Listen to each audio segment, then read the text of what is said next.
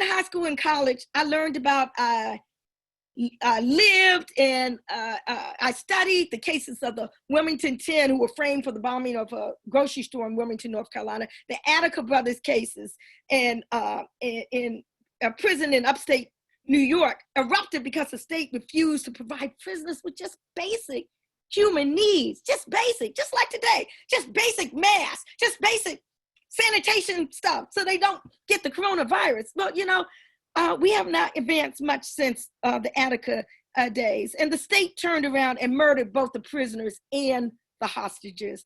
The case of the RNA-11, who in 1971 were herded through the streets of Jackson, Mississippi, half naked, barefoot, and in chains for exercising self-defense after their official residence was attacked. And I'm going to share an excerpt about how I came to work on that case, the case of the RNA-11. And this is in the chapter that's called A Change is Going to Come. And it's in the section that is the section that I call, You Mean We're Not Really United States Citizens? Hold on one second. Oh, wait.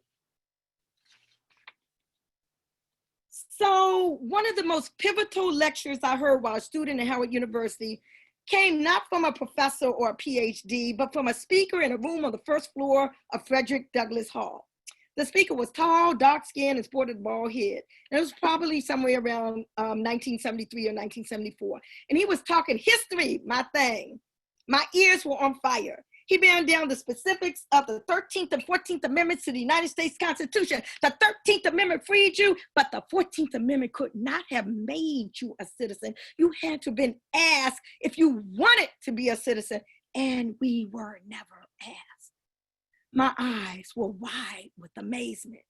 Wow, I never looked at it that way before. I'm used to myself incredulously. You mean we're not legally citizens of the United States? I found the anonymous brother's argument compelling. His rationale affected me greatly, although who he was will remain one of the lingering mysteries of my life.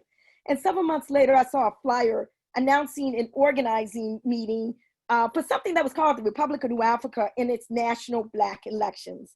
The meeting was to be held at DC's All Souls Unitarian Church.